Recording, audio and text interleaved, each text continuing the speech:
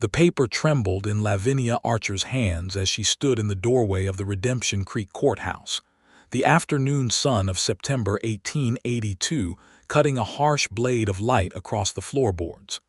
She had come expecting a simple confirmation, a stamped document, a quiet acknowledgement that the land her father had deeded to her was rightfully hers. What she found instead was a weathered deputy standing behind the clerk's counter with the kind of eyes that had seen too much of the world's cruelty to pretend anymore. "Ma'am." His voice was low, deliberate, like a man choosing each word the way you choose your footing on a rotten bridge. He had a deputy's star pinned to a vest that had seen better decades, and a jaw so set it could have been carved from the same red sandstone as the canyon walls outside. He slid a folder across the counter toward her, and when she reached for it, his hand covered hers for just one moment, stopping her. "Before you open that, you need to hear something from me first." Lavinia looked up at him. Edwin Garrett. She had seen him exactly twice since arriving in Redemption Creek 3 weeks ago. Once at the Mercantile, once at Sunday service, and both times he had watched her with those dark, careful eyes, as though calculating something private and important. "I changed the record," Edwin said, and his voice did not waver though his jaw tightened, "because what they filed was a lie." The silence that followed was so complete that Lavinia could hear the flies against the window glass, could hear the creak of the building settling in the afternoon heat, could hear the blood moving behind her ears. She stared at him. This man, this deputy of a territory that had chewed through 3 sheriffs in 4 years, was telling her he had falsified a legal document. Or rather, he was telling her he had corrected one. And those were 2 entirely different things, with entirely different consequences, and the difference between them was the only thing standing between her and the ruin that Harlan Voss had been constructing around her family's name since the day her father died. She pulled the folder open. What she saw made her breath stop. The original filing listed her father's land deed as transferred voluntarily to the Voss Land and Cattle Company on the 14th of March, 1882, 4 days before her father, Thomas Archer, died of a sudden illness that every person in Redemption Creek had been too afraid to call what it actually was. But alongside that original document, written in a different ink in careful, precise script, was a correction notice citing the primary deed registration held in the county seat at Colton, which showed no transfer had ever been legally executed, no signature had been properly witnessed, and the property remained, under territorial law, the estate of Thomas Archer's sole surviving heir, Lavinia Archer. She closed the folder slowly and looked up at Edwin Garrett. "They will come for you," she said. He held her gaze. "I expect so." "Then why?" He was quiet for a moment, and the quiet was not evasive. It was the kind of quiet a man produces when the honest answer is complicated enough to require care in its construction. "Because I was standing in this building when they filed it," Edwin said, "and I knew it was a lie the moment they put it down. I have been carrying that knowledge for 6 months, and I am done carrying it." Lavinia set the folder back on the counter and pressed her fingers flat against it, steadying herself. "You could lose your badge. You could lose more than that." "Yes," he said simply, "I could." She had come to Redemption Creek from St. Louis with $43, a carpet bag, 1 good dress, and a legal correspondence letter from the county land office informing her that her father's property was in dispute.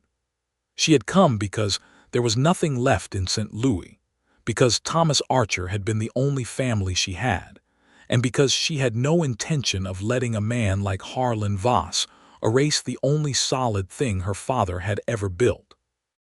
She was 26 years old, she had worked as a school teacher, she had no illusions about justice, and she had not expected, in any permutation of the future she had imagined for herself in this raw, dangerous town, to be standing in a courthouse with a quiet, weathered deputy who had just committed a professional act of courage on her behalf.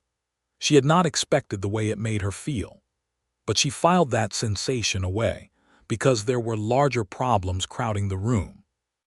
To understand how Lavinia Archer came to be standing in that courthouse with everything at stake, You have to go back 3 weeks, to the evening her stagecoach rolled into Redemption Creek, trailing a plume of alkaline dust and the smell of leather and exhausted horses. Redemption Creek sat in the south of the New Mexico Territory in 1882, a town that had grown too fast around a silver mine, and then found itself still standing when the mine thinned out, sustained now by cattle drives and stubbornness, and the peculiar human tendency to believe that the place you have already suffered in owes you something.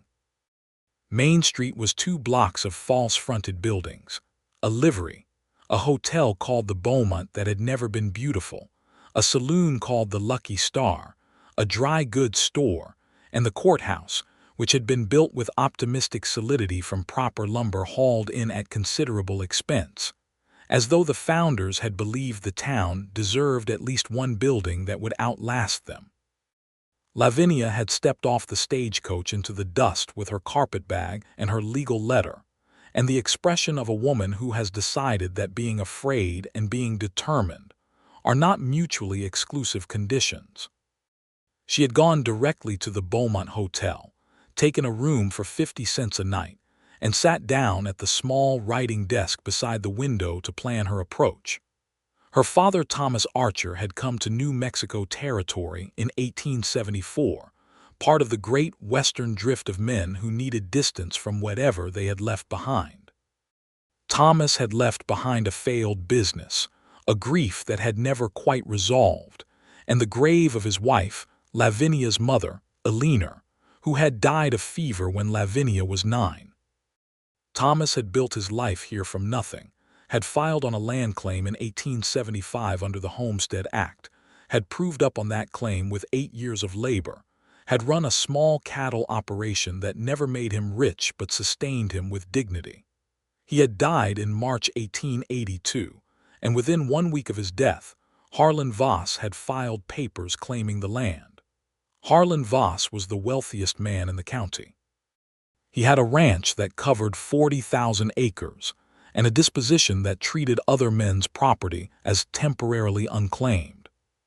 He had pushed out 3 smaller operations in the past 4 years, buying some, pressuring others, and in at least one case that people discussed only in lowered voices, waiting for a man to die under circumstances that invited the more creative interpretations of natural causes.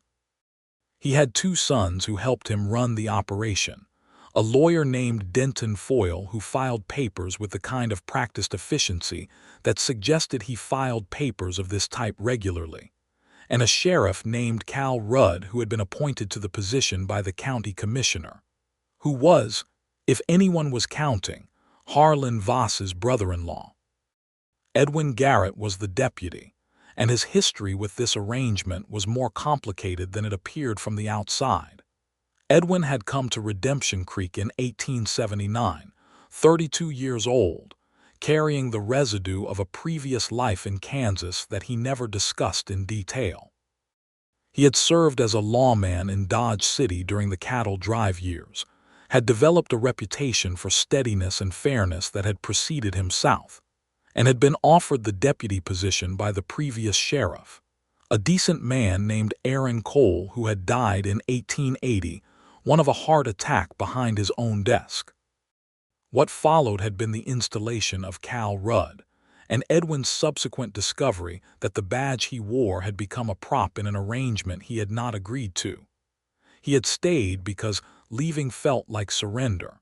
He had stayed because someone with a legal conscience needed to be present in the sheriff's office, even if that someone had limited power. He had stayed because Redemption Creek had become, in 3 years, the place he lived, with its dust and its stubbornness, and its complicated moral landscape, and he was not constitutionally capable of walking away from a thing he had started. He had been standing at the courthouse counter on a Tuesday afternoon in March when Denton Foyle had filed the transfer paperwork on the Archer land, and Edwin had read it with the trained attention of a man who had processed hundreds of legal documents in his career, and he had known, with the certainty of someone who had seen this specific pattern before, that the witnessed signature was constructed from whole cloth. Thomas Archer had been bedridden and barely conscious for 2 weeks before his death. He had not signed anything on the 14th of March. Edwin had visited the old man on the 12th, had sat with him for an hour because Thomas Archer was one of the few people in Redemption Creek who treated Edwin with the straightforward respect of a man who made no calculations about it. And he knew with complete certainty that the signature on Foyle's document was a fabrication. He had said nothing. He had filed the document in the records drawer, and then he had gone back to the sheriff's office and sat with that knowledge for 6 months, eating at him the way a slow fire eats through good timber, leaving the structural shape intact but gutting the interior. When the letter from the county land office had gone to St. Louis, Edwin had known it would happen eventually. He had not known the heir would come in person. He had not been prepared for Lavinia Archer. He saw her first at the Mercantile on a Thursday morning, 6 days after her arrival.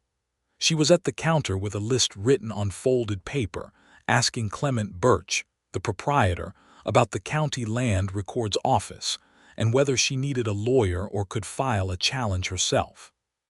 Clement was kind but uncertain, and Lavinia was asking her questions with the methodical patience of someone who had decided that getting the right answer mattered more than being liked while asking. Edwin had stood in the doorway of the Mercantile for a moment longer than he should have, watching her, before he went in and bought the tobacco he'd come for and left without speaking to her. He told himself this was appropriate professional distance. The matter of the Archer land was a legal dispute, and he was an officer of the law, and getting involved in legal disputes on behalf of one party was outside the scope of his position. He told himself this with the kind of conviction you apply to something you are already on the verge of not believing. He saw her again at Sunday service at the small Methodist church at the edge of town. She sat 3 rows ahead of him. She wore a gray dress that was clean and well kept, but had the careful pressed look of a garment that had been traveled in, and she sat with her hands folded in her lap and her spine straight as a fence post.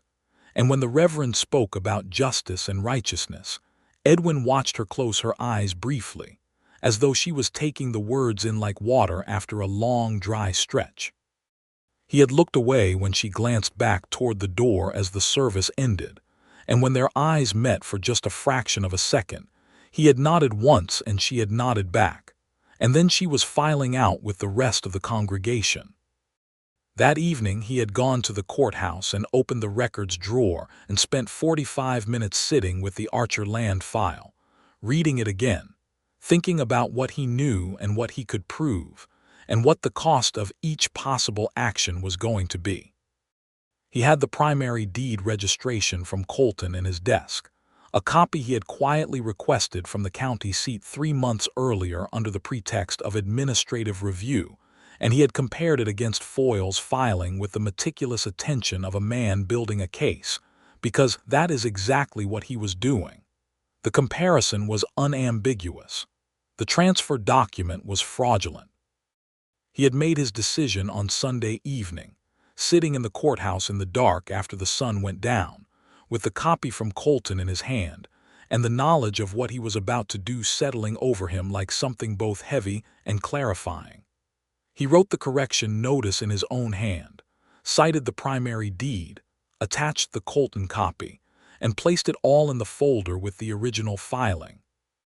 Then he sat there for a while longer, not second-guessing, just accounting for the consequences with the steady practicality of a man who has been in difficult situations before and understands that the moment of decision and the moment of action are 2 different things, and both require their own kind of courage.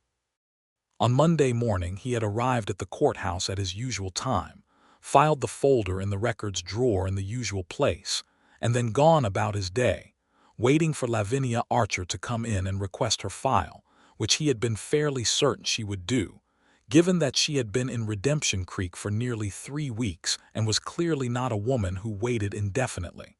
She had come in on Tuesday afternoon, and he had told her.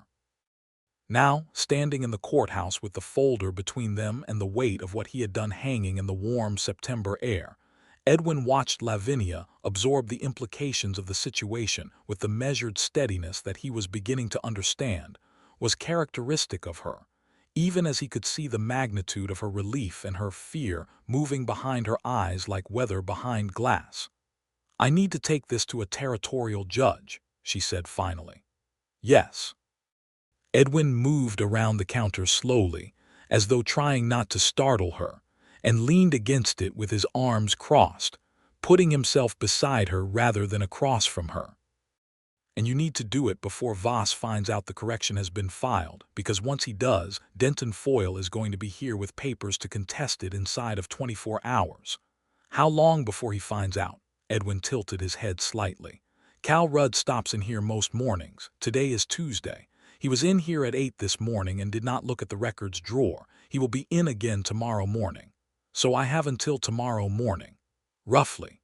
Lavinia picked up the folder. "I need to get to Colton. That is a 4-hour ride by horse, longer by stage, and the stage does not run again until Friday." Lavinia looked at him steadily. "Can I borrow a horse?" The corner of his mouth moved, the smallest possible concession toward a smile. "I can do better than that," Edwin said.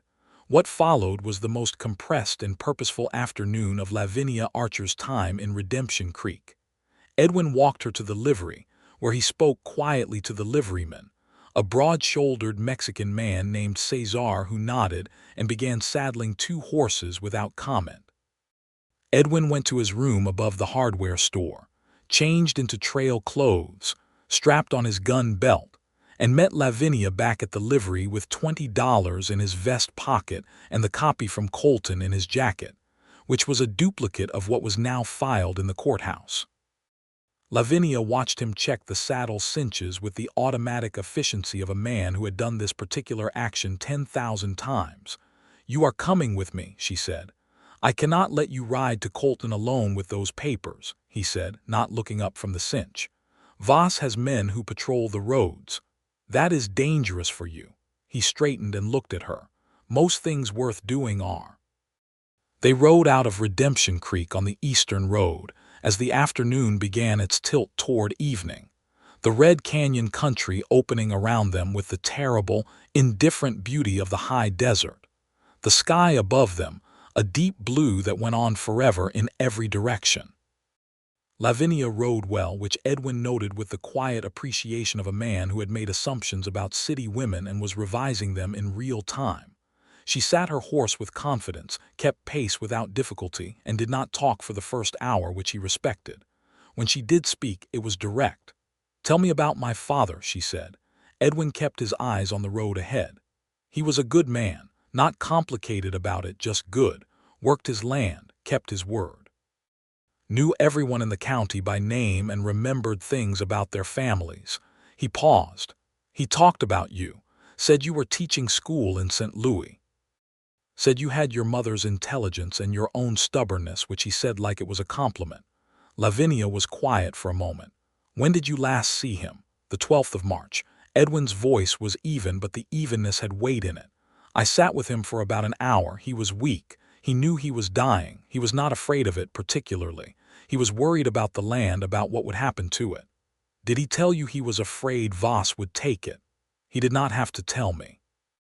I knew, and he knew I knew. We talked around it." Edwin's jaw tightened. "I should have done more than talk around it. That has been eating at me since March." Lavinia looked at him. The late afternoon light was cutting sideways across the landscape, turning everything golden and sharp. "You are doing something about it now. 6 months late." "Better late than never is a phrase I have always found annoying," Lavinia said. "But in this particular case I am willing to make an exception." He looked at her then, a full look rather than the careful peripheral attention he had been paying her, and something in his expression shifted slightly. Not softened exactly, but became less armored. She held his gaze for a moment before looking back at the road, and neither of them said anything else for a while.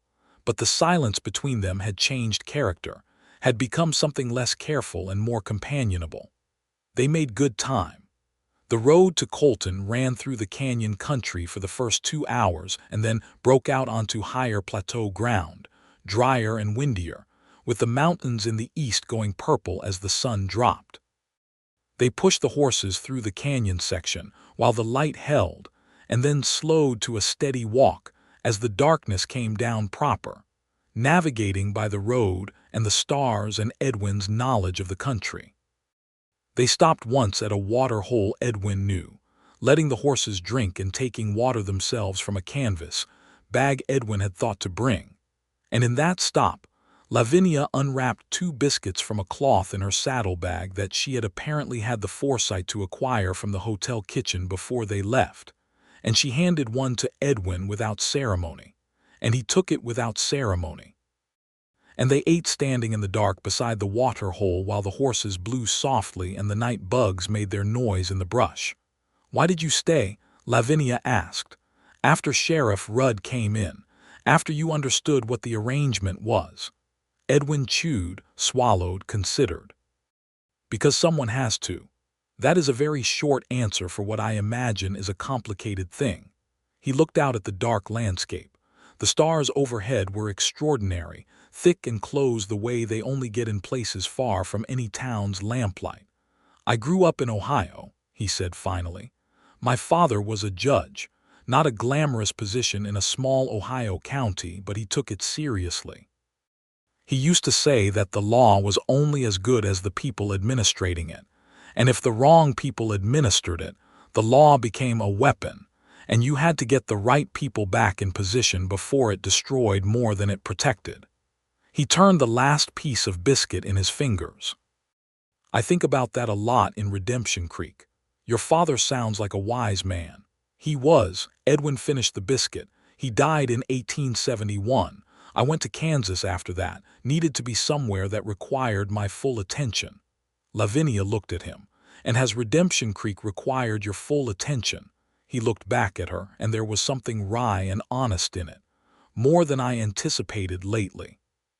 She understood that she was included in that statement, and the recognition was warm and complicated, and she was not entirely sure what to do with it. So she folded the biscuit cloth carefully and put it back in her saddlebag, and they mounted up and rode on toward Colton. They arrived in Colton at just past midnight. It was a larger town than Redemption Creek, the county seat, with a hotel that had actual glass in all its windows and a courthouse that was built from proper stone. The hotel clerk was a young man who was deeply unimpressed by being woken at midnight and required some persuasion, which Edwin provided in the form of his deputy's badge and a patient, quiet tone that nonetheless communicated that the conversation was going to continue until the man produced 2 room keys. The clerk produced the keys. Edwin handed Lavinia her key at the top of the stairs. She took it and then stopped. "Thank you," she said. "I want to say it properly, not in passing. What you did, filing that correction, what you are doing now, coming here with me, I understand what it could cost you." Edwin stood in the hallway with his key in his hand and his hat in the other hand and looked at her with the direct honesty that was becoming, she realized, his particular signature quality. "I would do it again," he said. "I would have done it 6 months ago if I had been more certain of my own nerve." "Do not be too hard on yourself for the 6 months," Lavinia said. "You are here now." "You keep saying things like that," he said, with a quiet puzzlement that was not entirely unpleasant. "Things like what?" "Generous things." "To a man who has given you several reasons in one day to be grateful enough to excuse the ones before." Lavinia considered him for a moment in the dim hallway light, the oil lamp on the wall making everything warm and slightly uncertain around the edges. "My father trusted you," she said finally. "He mentioned you in his letters. He said there was a deputy in Redemption Creek who still knew what right was. I think he was hoping you would eventually act on it." Edwin was still for a long moment. "He told you about me." "He did." He put his hat back on his head slowly, a gesture that looked like a man covering something he was not ready to show. "Good night, Miss Archer," he said. "Good night, Deputy Garrett," she replied, and went into her room and stood in the dark for a while, holding the key and thinking about her father and about the man in the hallway, and about the morning that was coming with everything it was going to require. The territorial judge in Colton was named Augustus Crane, and he was 60 years old, had been on the bench for 22 years, and had a face like a weather-beaten post that had been struck by lightning at some point and survived. He received them in his office at 8 in the morning, 3 hours before his regular court hours, because Edwin had presented his badge to the judge's clerk and explained that the matter was time-sensitive in a way that the clerk had found convincing. Judge Crane read the file with the thorough attention of a man who had been fooled before and had reorganized his entire professional methodology around never being fooled again. He read it twice. He asked Edwin 2 questions about the correction notice and the Colton copy. He asked Lavinia 2 questions about her father's estate and her standing as heir. Then he sat back in his chair and pressed his fingertips together. "The Voss Land and Cattle Company," Crane said, in a tone that indicated a complicated history. "Denton Foyle's signature is on the original filing." "Yes, sir," Edwin said. "Foyle has filed in this county 11 times in the past 3 years," Crane said. "3 of those filings I have had reason to examine closely. This will be the 4th. He looked at Lavinia. "Miss Archer, I am going to issue a preservation order on the property effective today, which means no transfer can be recorded or acted upon while the matter is under judicial review. I'm also going to issue a summons for a formal hearing in 30 days, at which point you will need to present the Colton primary deed and any additional evidence of the fraudulent nature of the Voss filing." Lavinia sat very straight. "And the land remains mine in the interim." "Under the preservation order, yes." Crane looked at Edwin. "Deputy Garrett, your correction filing and the documentation you brought from the county records office will be entered into evidence. You understand the position that puts you in with respect to your employer and the local power structure in Redemption Creek." "I understand it clearly," Edwin said. Crane studied him. "You are certain about this?" "Completely." The judge nodded once, with the slow gravity of a man who does not offer approval lightly but recognizes something worth approving when it presents itself. "I will have the preservation order drawn up within the hour. You should ride back to Redemption Creek today and present a copy to your sheriff's office. I would recommend doing so in public if possible." Edwin almost smiled. "I had a similar thought."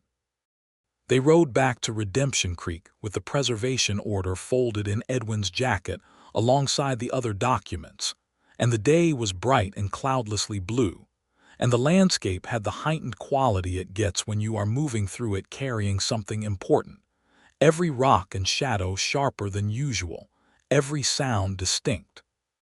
They rode faster than the night before, pushed by the knowledge of the clock running and Cal Rudd's morning visit to the courthouse, which had presumably already happened and presumably had now set certain events in motion.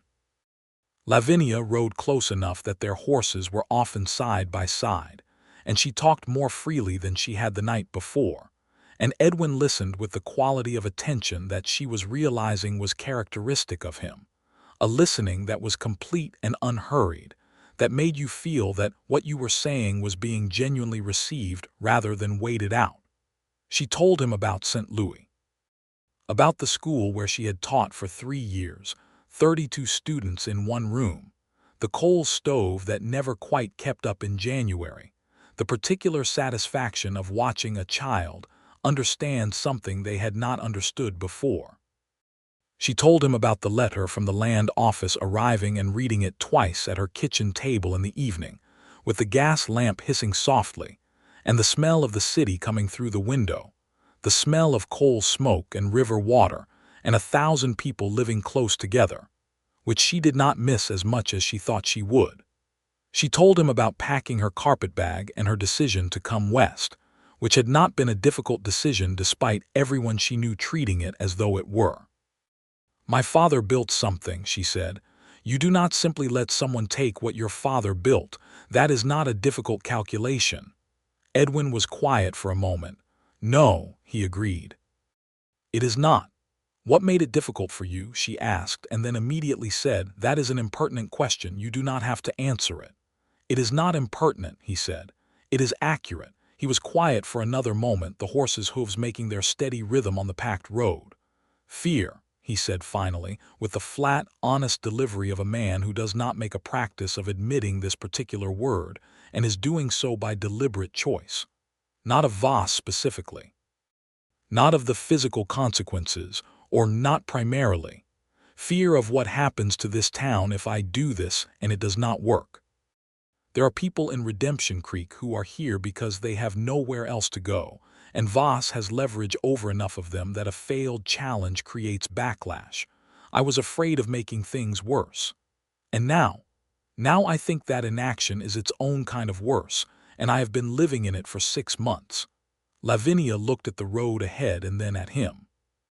My father wrote in one of his letters that you reminded him of a man who always knew the right thing to do, but made himself think about it first.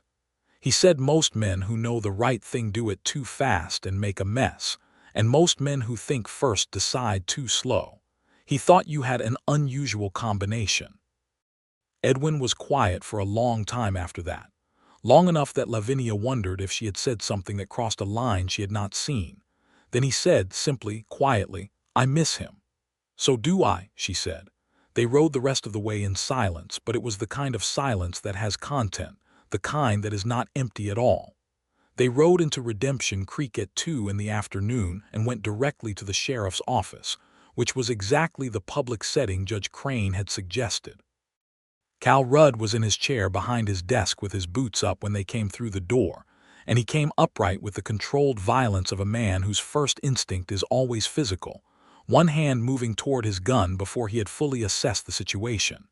"Easy," Edwin said, in a tone that was completely level. He laid the preservation order on Rudd's desk with the judge's seal visible. "Territorial Judge Augustus Crane, Colton. Preservation order on the Archer property. Effective today. You are required to acknowledge receipt." Rudd stared at the document. He was a big man, thick through the chest, with the kind of face that had been handsome once and had coarsened into something less pleasant. He looked at Edwin and then at Lavinia and then at Edwin again, and the calculation happening behind his eyes was not subtle. "Garrett," he said, in a low voice that had threat layered through it like sediment, "you understand what you have done." "I understand completely," Edwin said. "Sign the receipt. Voss is going to hear about this. Voss already knows. You told him this morning when you found the correction in the records drawer." Edwin kept his eyes level and his hands loose at his sides. "Sign the receipt, Cal." Rudd signed it with the pen held too hard, the signature too dark, and then he looked at Lavinia with an expression that made Edwin step slightly forward, not aggressively, just into Rudd's line of sight. "The lady is under the protection of the preservation order, and by extension the territorial court," Edwin said. "I would encourage you to conduct yourself accordingly."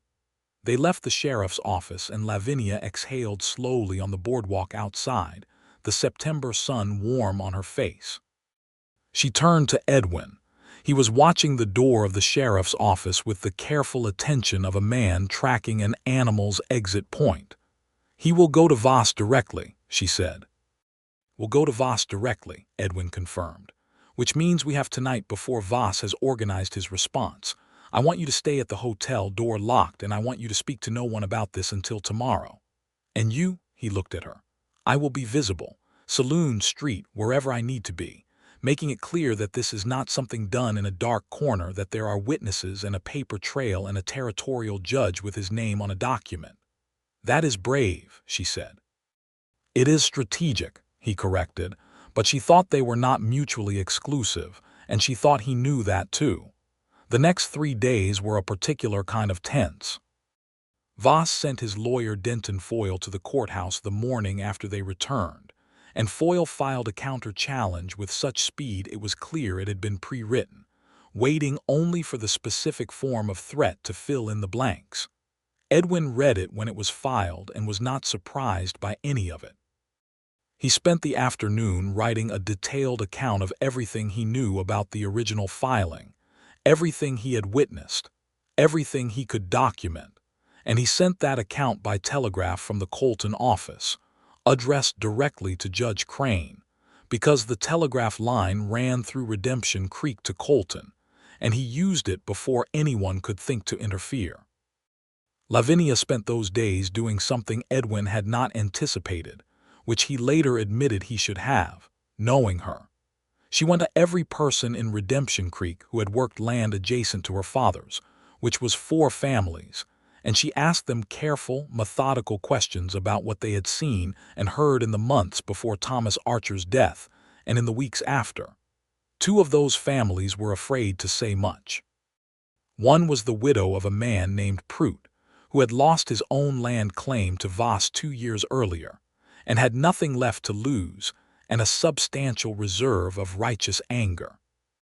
And one was a ranching family named Whitmore who had known Thomas Archer for 7 years and had 3 direct observations about the date and condition of Thomas Archer on the 14th of March that would be very useful to present to a judge. Lavinia brought Edwin her notes on these conversations on the 3rd evening, setting them on the table in the corner of the hotel dining room where he had been eating a quiet dinner alone, and she sat down across from him without asking, which he found he did not mind at all. He read through her notes while she poured herself coffee from the pot the hotel girl had left on the table, and as he read, the expression on his face moved through several registers that she was learning to interpret. Concentration, followed by something that looked like satisfaction, followed by something more careful. "The Whitmore family," he said, looking up. "Are they prepared to testify?"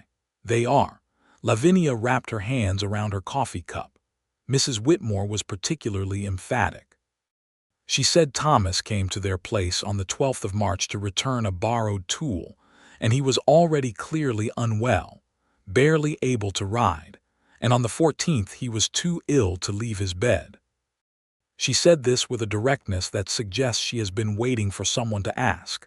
Edwin set the notes down. "This is good work. It is what needed to be done," Lavinia said simply. She took a sip of her coffee and then looked at him with the direct, evaluative quality that he had noticed from the first day in the courthouse. "Are you eating enough? You look like a man who is running on attention and not much else." He blinked. This was not a question he had been asked recently, or perhaps ever in quite that tone, which was concerned without being fussy, observational without being intrusive. "I am fine," he said. "That is not an answer to the question I asked." He looked at her for a moment, and the corner of his mouth did that thing it occasionally did. "No," he admitted. "I suppose it is not." She caught the eye of the hotel girl and ordered him a proper dinner plate, which arrived with the kind of abundance that the Beaumont Hotel occasionally achieved when someone thought to ask for it, and Edwin ate it with the quiet relief of a man who had been operating on alertness and urgency, and had briefly forgotten that his body required fuel. They sat across from each other in the hotel dining room while the evening settled down around them and the oil lamps on the walls made everything warm and close, and they talked, not about the case for once, but about other things, about Ohio and St. Louis, and whether the mountains to the east had different names in Spanish, and whether the color of the sky at sunset in the New Mexico territory was something you eventually got used to or whether it stayed surprising.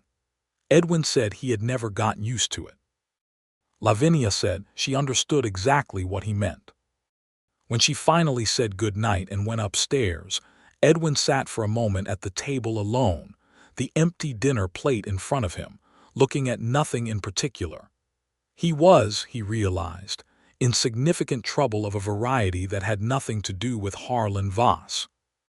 The trouble was that he was 35 years old and had been living with the efficient, self-contained purposefulness of a man who had learned early that attachment led to complication and complication led to loss, and he had structured his entire existence around the careful avoidance of that particular sequence. And Lavinia Archer, who had been in Redemption Creek for less than a month, had disrupted that structure with the matter-of-fact efficiency of someone who had not been informed that the structure existed.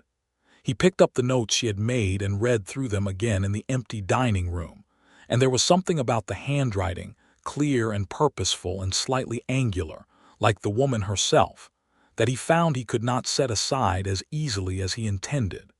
He was in significant trouble. Harlan Voss appeared in Redemption Creek on the 5th day. He did not come to the sheriff's office or the courthouse. He came to the hotel, which was less expected and therefore more effective as a demonstration of reach. He arrived in the morning with both his sons, Marcus and Luther, who were men in their 30s who had inherited their father's physical size and considerably less of whatever intelligence had made Harlan successful in the first place. They were not violent men exactly, but they were the kind of men who communicated violence as a background condition, the way certain dogs stand in a certain way that tells you something about what they are prepared to do. Lavinia was at breakfast when they came in. She did not get up or move. She sat with her coffee and her bread and watched Harlan Voss arrange himself in the chair across from her, uninvited, with the terrible composure of a man accustomed to entering spaces without permission and having no one say anything about it. Voss was in his 60s, white-haired, broad-faced, with hands that were still big and capable despite his age, and he wore the prosperous clothes of a man who wanted you to know exactly how prosperous he was. He had the manner of someone who confused confidence with rightness so thoroughly that the distinction had ceased to exist for him. "Miss Archer," he said, "I think we should have a conversation about your father's property." Lavinia set down her coffee cup. "I believe a territorial judge has scheduled exactly that conversation for 3 weeks from now," she said pleasantly. "In Colton. Courts take a long time," Voss said. "In the meantime, you are living in a hotel on a limited budget in a town where you do not know many people. That seems uncomfortable." "I find it quite manageable," Lavinia said. "I am prepared to offer you a settlement that reflects the value of the property at market rate," Voss said, "which would give you enough money to return to St. Louis and re-establish yourself comfortably." He named a figure.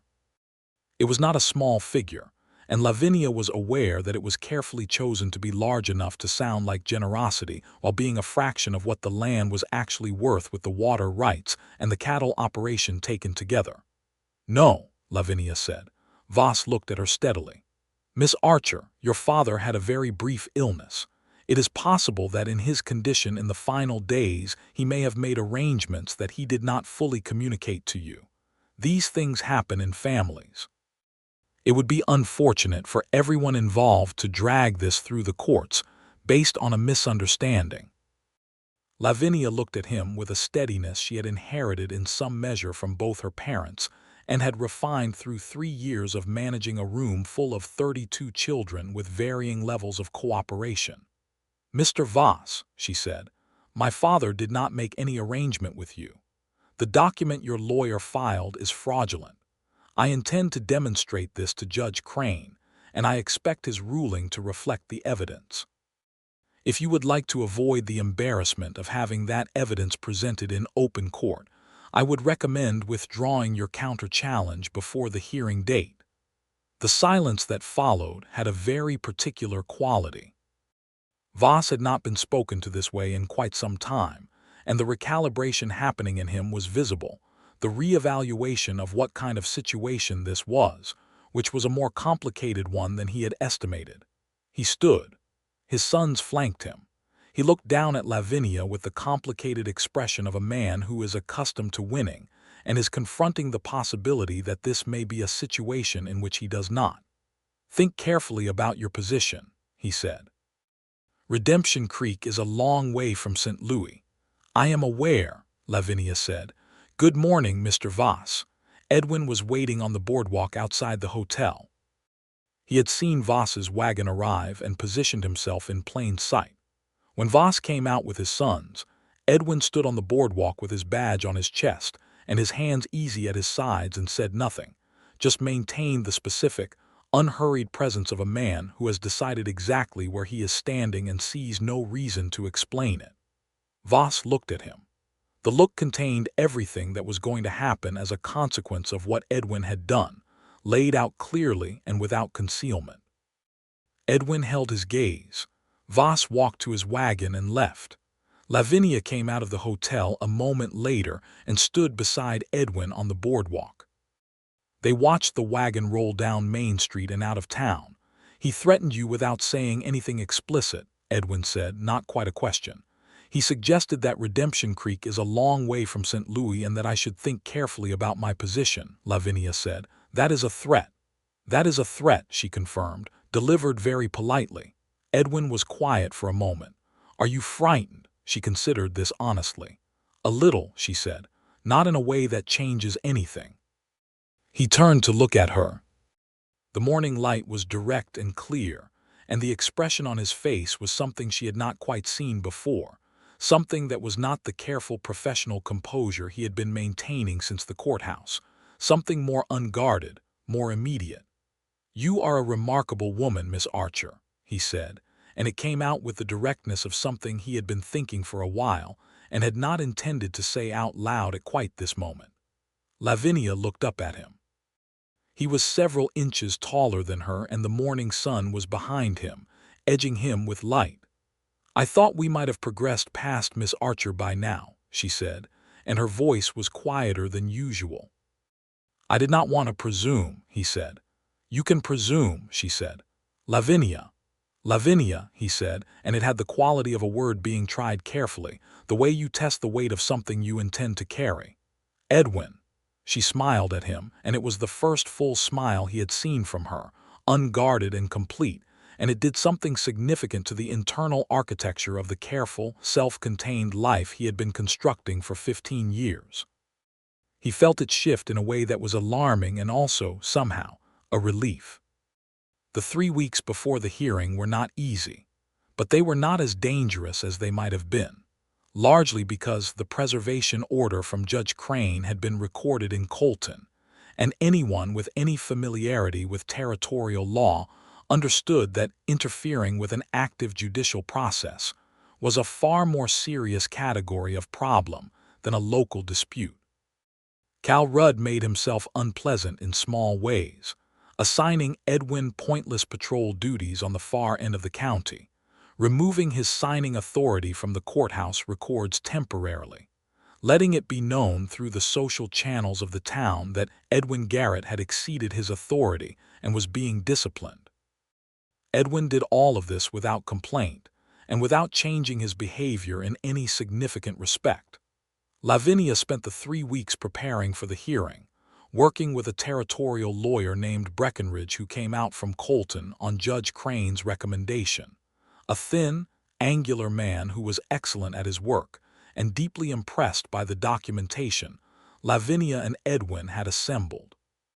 He was less impressive at managing his own travel schedule and required reminders to do basic things like eat and sleep, which Lavinia managed with the particular competence of someone who had spent 3 years managing children.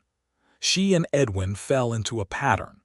Mornings, she worked with Breckenridge. Afternoons, she rode out to the Whitmore Ranch or the Prout widow's place to finalize their testimony.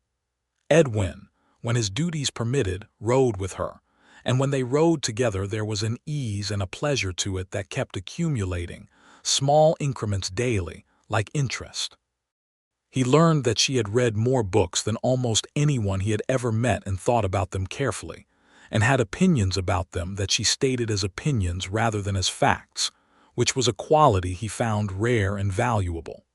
She learned that he had a dry and occasionally startling sense of humor that appeared without warning, and then was suppressed so quickly you could almost doubt it had happened. She learned that he kept the law texts he owned in a neat row on a shelf above his bed, and had read them all multiple times. He learned that she could not abide incompetence but had enormous patience for effort, even unsuccessful effort, and that these were related qualities in her that made her excellent with struggling students, and also, he suspected, with struggling deputy sheriffs who had taken 6 months to act on something they should have acted on in March.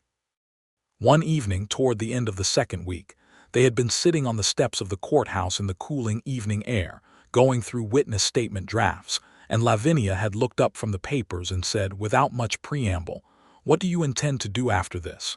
If everything resolves as it should," Edwin looked at her. "What do you mean?" "If the hearing goes in my favor, if the land is confirmed as mine and Voss's challenge is dismissed." You will likely have lost your position as deputy by then. Rudd will have found a reason. He was quiet for a moment. I have been thinking about it.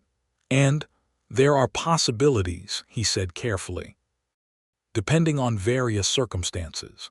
What circumstances? She asked, and she was looking at him with the complete, unhurried attention that he was helplessly aware of whenever it was directed at him. He looked at the papers in his hand and then set them down and looked at her directly. I'm not certain how to proceed, he said, with regard to the personal aspect of what I would like to say. Lavinia set her own papers down. The evening light made everything soft-edged and warm. I find that the most effective approach is generally to say the thing directly, she said. It causes less confusion in the long run. He looked at her for a long moment, and then he said, with the plain, careful honesty that was his most consistent quality, I would like very much to remain in whatever location you are in, if that location is Redemption Creek. I would like to find out whether this, what has been developing between us over the past several weeks, is something you would be willing to explore. I am aware that the timing is complicated and the circumstances have been extreme, and that a more conventional approach would have involved considerably less danger and paperwork. He stopped. That last part was an attempt at humor. Lavinia looked at him with an expression that had warmth and amusement and something more tender than either of those things. I noticed, she said. It landed. Good. He held her gaze. Lavinia. Edwin. She reached out and put her hand over his, which was resting on his knee, her fingers covering his knuckles with a warmth and deliberateness that was entirely intentional. I would like that very much, she said, exploring this, whatever it is. He turned his hand over beneath hers and held it, his thumb moving once across the back of her fingers, and they sat on the courthouse steps in the warm evening with their hands linked, and the witness statement drafts forgotten on the step beside them, and it was the first uncomplicated moment either of them had had in quite some time. The hearing took place on the second Thursday of October 1882 in Judge Crane's courtroom in Colton. It was a full proceeding. Breckenridge presented the primary deed from 1875, the Colton registration confirming its validity, Edwin's correction notice and the supporting documentation, and the witness testimony of Mrs. Whitmore and her husband regarding Thomas Archer's condition on the dates in question. The Prout widow came as well, and though her testimony was not about the Archer land directly, she described the pattern of what had happened with her late husband's property in enough specific detail that Judge Crane listened with the particular attention of a man assembling a larger picture. Denton Foyle presented Voss's counter-challenge, but it was apparent almost immediately that the challenge rested entirely on the transfer document, which the evidence had comprehensively dismantled. Foyle was an excellent lawyer in situations where the facts were ambiguous. This was not that situation. He argued procedure and interpretation with considerable skill, but Judge Crane had been on the bench for 22 years and knew the difference between legal argument and the rearrangement of facts that were no longer rearrangeable. Harlan Voss sat at his table with the careful composure of a man who had entered this room expecting to win, and was watching that expectation restructure itself in real time. His sons were not present. Only Foyle and a hired local lawyer and Voss himself, in his prosperous clothes, with his big, capable hands folded on the table in front of him. Edwin sat in the gallery behind Lavinia, in the seat immediately behind her, and twice during Foyle's argument she turned slightly and he leaned forward just enough that she could have spoken to him quietly if she needed to. But she did not need to, and the nearness was simply steadying, which they both understood without discussing it. Judge Crane ruled from the bench at the end of the day. The transfer document was found to be fraudulent based on the evidence of the primary deed registration, the witness testimony regarding Thomas Archer's condition, and inconsistencies in the execution of the filing that the correction notice had correctly identified. The Archer land claim was confirmed as valid under the terms of the original homestead filing of 1875. The preservation order was converted to a permanent confirmation of title in the name of Lavinia Archer.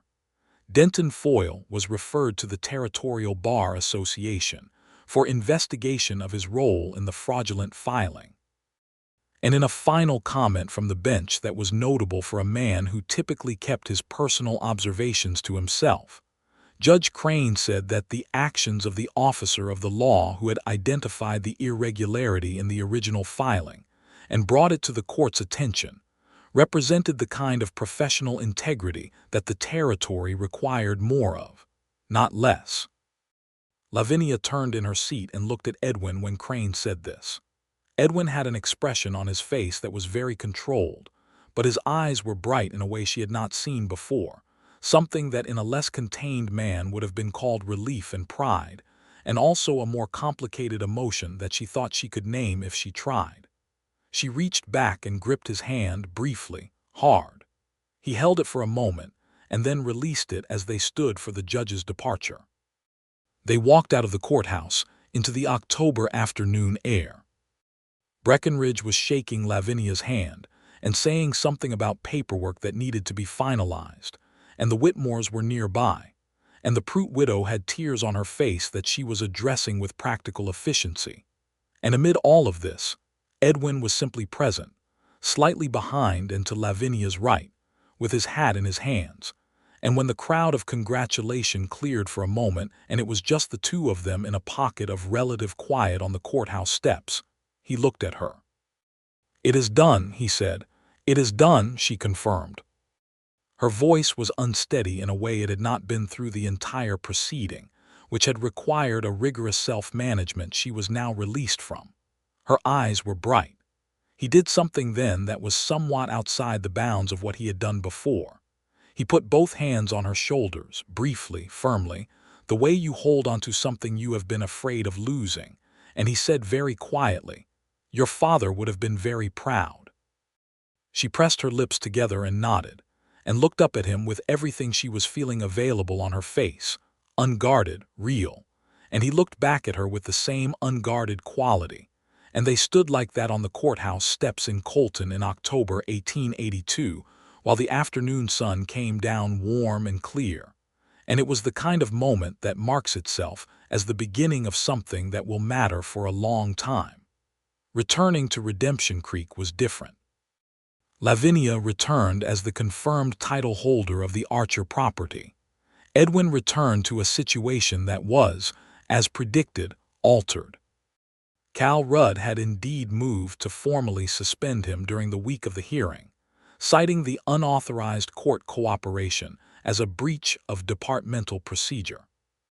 Edwin had expected this, had accepted it with equanimity, and had immediately written to the Territorial Marshal's office in Santa Fe, which had been receiving accumulating documentation about the Rudd-Voss arrangement and the state of law enforcement in Redemption Creek for the better part of several months, because Edwin had been sending that documentation carefully and consistently since March, which was not something he had told Lavinia until they were riding back from Colton. She had looked at him when he told her, "You were building a case on Voss and Rudd since March. Since February, actually. The Archer land filing was the most recent instance but not the first irregularity. You were doing this the whole time. I was, while also doing your job. The two were not entirely separable," he said, with a mild precision that made her want to laugh and also to say several things she was not quite ready to say yet. The Territorial Marshal's office responded within 2 weeks of the Colton ruling. 2 deputy marshals arrived in Redemption Creek in early November, and the investigation of Cal Rudd and the scope of the Voss arrangement proved considerably more comprehensive than even Edwin had fully mapped. There were 4 other land filings in the county with documented irregularities. There were payment records connecting Rudd to Voss's payroll. There were statements from people who had previously been too afraid to give them. Cal Rudd was arrested on a November afternoon with a quietness that the town noted and discussed for weeks afterward, because nothing in Redemption Creek had ever been quiet when Cal Rudd was involved. He was taken to Colton for a federal proceeding. Harlan Voss retained 3 lawyers and spent the winter in legal proceedings that gradually stripped away the properties he had taken by fraudulent means. He was not imprisoned, because the law in 1882 was imperfect, and his lawyers were very good, but he was reduced in a way that was substantial and visible, and the Voss Land and Cattle Company was never again the unchallenged force it had been. Denton Foyle lost his legal practice. Edwin Garrett was offered the sheriff's position in Redemption Creek by the Territorial Marshal's office, pending a vote of the town council, which voted in his favor 8-0, with the 8th vote being the reluctant endorsement of a council member who was related to Voss by marriage and had apparently decided that the arrangement was no longer tenable. He stood on the street outside the council hall after the vote and found Lavinia waiting, because she had been present in the gallery throughout and had been the 8th person to leave the building. "Sheriff Garrett," she said. He looked at the new badge in his hand. It was heavier than the deputy's star, or possibly it just felt that way. "It would appear so," he said. "Congratulations." She was smiling at him with the full, unguarded smile that he was still not accustomed to, that still did the thing to his internal architecture that it always did. He looked at her. November had come and the air was cold and clear, and the mountains to the east were white-topped now, and she had a wool shawl over her shoulders and her dark hair had strands escaping from her pins in the wind, and she was the most present, most real thing in his field of vision. "There is something I want to say," he said, "if you are willing to hear it." "I am generally willing to hear things you say," she said. He stepped closer. "I am not certain that I am adept at this," he said carefully, "at saying the personal things. I have had considerable practice at the professional ones. The personal ones I have avoided for a long time by keeping the professional ones very busy." "I have noticed," she said gently. "I would like to stop avoiding them," he said. "Specifically, I would like to tell you that I am in love with you, and I believe I have been since approximately the Tuesday afternoon when you stood in the courthouse, and upon hearing that I had committed a potentially career-ending act of document alteration on your behalf, immediately asked me if I had considered the consequences for my own safety before I was concerned about yours. That told me everything I needed to know about you." Lavinia looked at him, and her expression was very still and very warm, the way something is when it is also slightly overwhelming. "That was nearly 2 months ago," she said. "Yes," he said. "I told you I was working up to the personal ones." She took a step toward him close, and looked up at him with all the directness that was her particular and irreplaceable quality. "I am in love with you, Edwin Garrett," she said. "I have been for some time. I believe it began on the road to Colton when you admitted that fear was a real thing and did not try to present it as something other than what it was. I find honesty about difficult things very difficult to resist." He reached out and took both of her hands in his, the new badge still in his right hand, so that its weight was between them. He looked at her for a long moment, this woman who had come into his carefully managed life with a carpetbag and a legal letter and the absolute intention of recovering something that had been taken from her family, and who had, in the process of doing exactly that, dismantled every careful arrangement he had made for living without complication.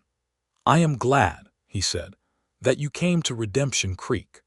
"I am glad you were here when I did," she said.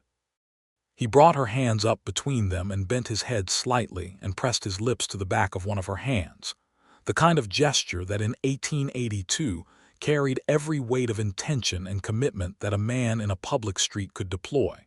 And she felt it all the way through, and when he straightened and looked at her, everything that had been building since the courthouse was present and acknowledged and no longer contained. They were married in December, at the Methodist Church at the edge of Redemption Creek, by Reverend Hayward, on a cold, bright day when the ground was iron-hard, and the sky was the impossible blue of a high desert winter, and the mountains stood out against it with perfect clarity. The Whitmores came, and Cesar from the livery and Clement Birch from the mercantile and the Prout widow and Breckenridge the lawyer who had ridden out from Colton expressly for the occasion, and still forgot to eat breakfast. Judge Crane sent a letter that Reverend Hayward read aloud, which was the kind of thing Judge Crane apparently did in cases that had engaged his professional admiration, and the letter was dignified and formal and contained exactly one joke, which landed effectively. Lavinia wore a dress she had made herself from fabric ordered from the mercantile, a deep blue wool that was not technically a traditional wedding color, but which she had decided suited the particular circumstances better than white. And Edwin, in his sheriff's coat with the new badge, looked at her when she came up the aisle with Mrs. Whitmore at her side as her attendant, and the look on his face was the kind that people in the pews remembered for years afterward. They spoke their vows with the direct simplicity of two people who had already demonstrated their commitments through actions, and were now putting the words around what was already real. Edwin's voice did not waver. Lavinia's did, once briefly, and she steadied it with the particular competence she brought to things she cared about deeply. When it was done and they walked back down the aisle together, Edwin's hand was warm and certain over hers, and she thought about her father building his land claim from nothing in this harsh and beautiful country, and she thought that he would have loved this, the ordinary and extraordinary fact of it, and she felt him present in it somehow, the way the people we love most remain present in the things they cared about. The reception was at the Beaumont Hotel, which had been persuaded to a festive effort by the combined enthusiasm of the Whitmore family and Clement Birch, and there was food, and for once, actual music, provided by two men with a fiddle and a concertina who appeared to have a limitless repertoire and considerable stamina. Edwin danced with Lavinia 3 times before she finally said, laughing, that she had not known he could dance, and he said that there were various things she did not yet know about him, and she said she intended to find out all of them, and he said that seemed like a reasonable project with an agreeable timeline, and they were laughing when he pulled her back into the dance, her hand in his and his arm around her. And the fiddle and concertina made their bright sound in the warm room, while the winter night pressed cold and clear against the windows.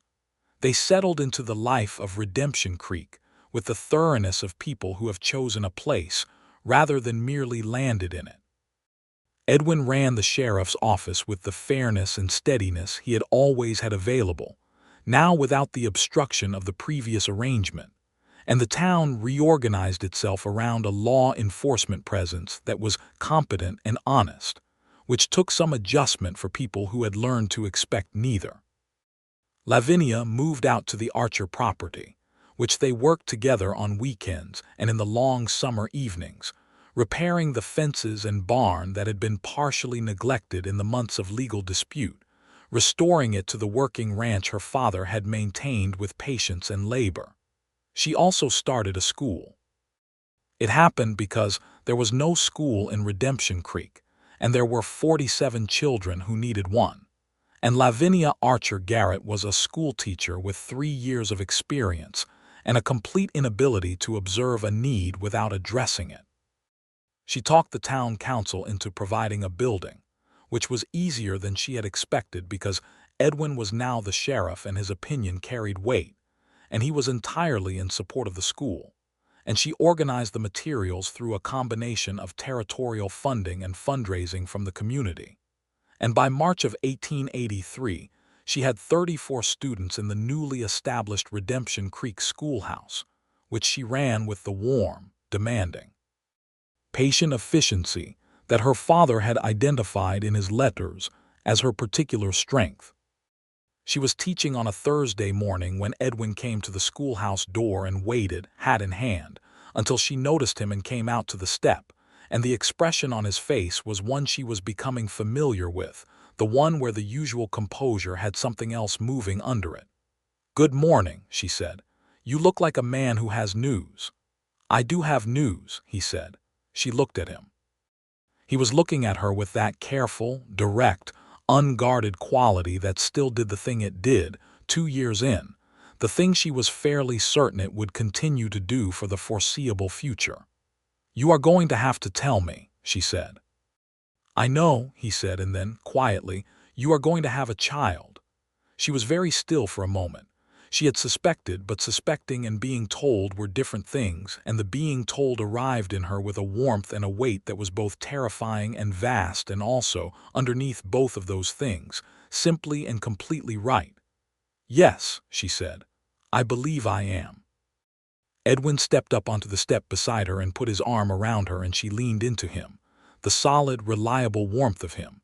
The man who had stood in a courthouse and told her the truth when it would have been so much easier not to.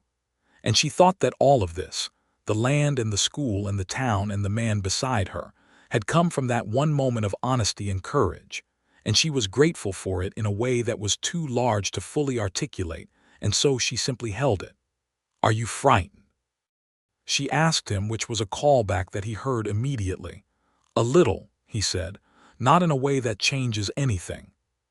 She laughed and felt his arm tighten around her, and they stood on the schoolhouse step in the March morning while inside the room behind them 34 children produced the particular ambient noise of children who have been left unsupervised for slightly too long, and she pressed her hand briefly against Edwin's chest, feeling the solidity of him, the steady, unhurried beat of his heart. "You should go back in," he said. "I should," she agreed. "Come for dinner." "I will always come for dinner," he said, with the dry, precise warmth that was entirely his own. She went back inside and he went back to town, and the March morning went about its business in the high desert country, bright and cold, and full of the particular quality of a place that has been through difficulty, and come through it still standing.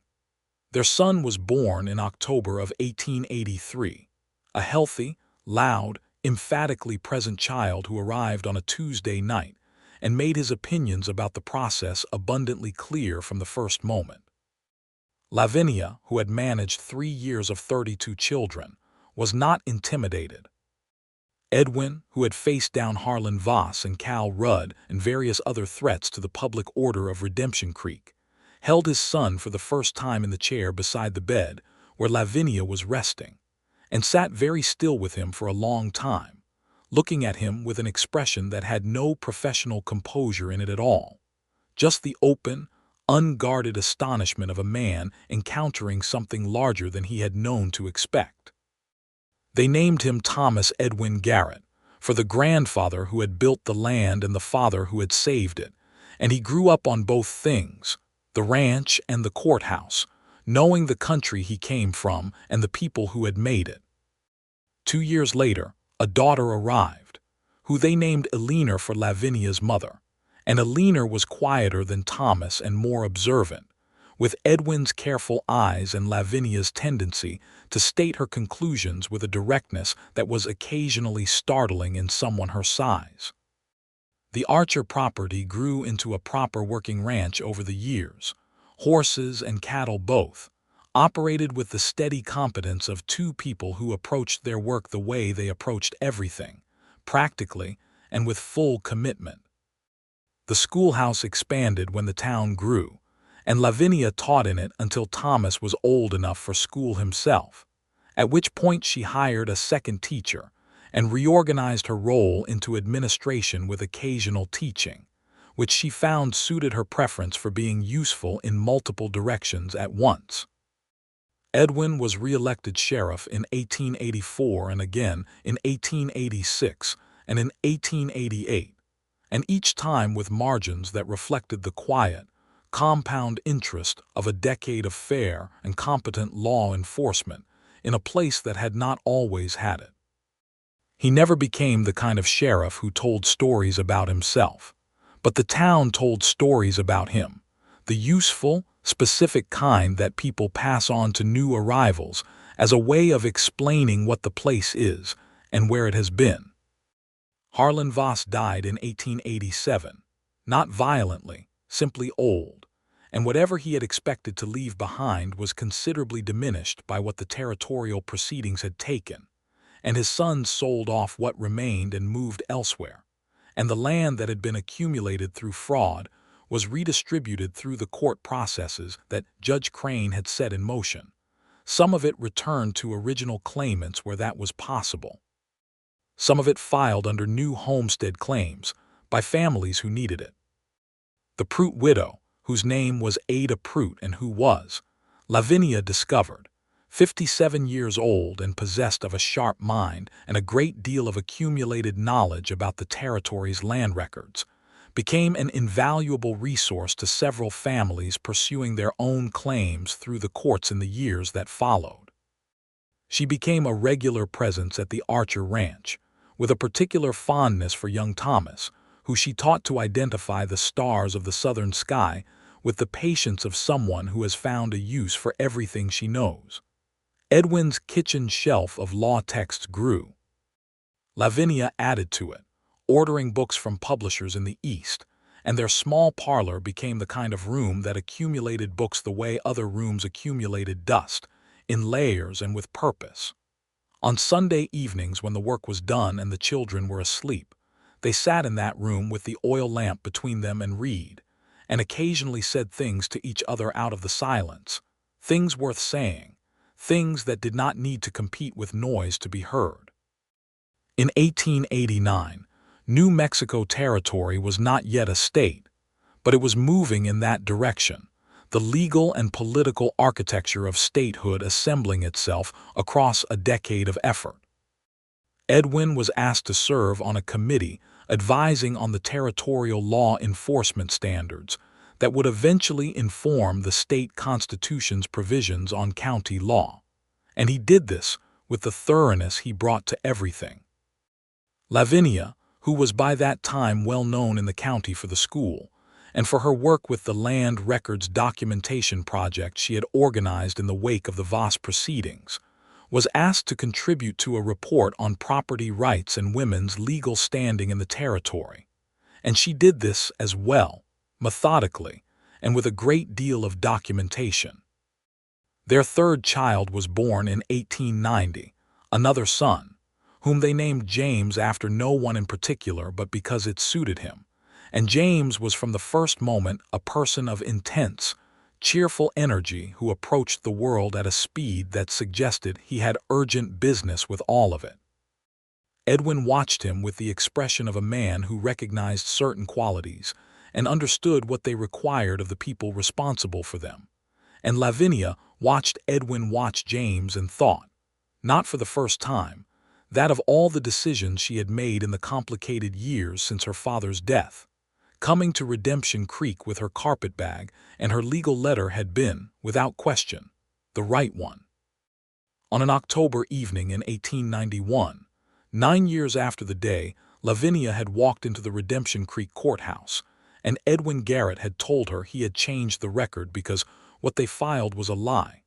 They sat on the porch of the Archer Ranch house in the last of the evening light, the mountains to the east purple dark and tremendous against the sky, Thomas inside doing his lessons with Aline's help, James asleep after the kind of day he always had. The air was cool and smelled of sage and dry grass and the cooking fire inside the house, and the first stars were coming out in the east.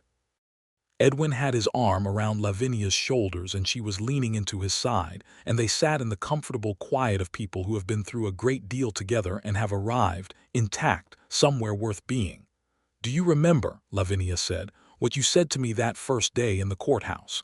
"I said several things in the courthouse. The last thing, when I asked why you had done it." He was quiet for a moment, remembering. "I said I was done carrying it." "Yes." She looked out at the mountains. "I think about that sometimes, the length of time it takes to decide to put something down, and then how quickly everything changes once you do." He looked at the side of her face, the familiar beloved particular features of her in the low evening light, and thought about all the accumulations of the 9 years, the ordinary and extraordinary both, and the corridor of decision that had led here to this porch, this evening, these children, this life. "I think about what would have happened if you had not come," he said. "I was always going to come," she said. "I know. I think about it anyway, what I would have been still carrying it." She turned her head to look at him. "You would have put it down eventually," she said. "You are not a man built for carrying that kind of weight indefinitely." "Perhaps. But I am glad it was in time to matter." He pressed his lips to her temple briefly, warmly. "I am glad every day that it was in time."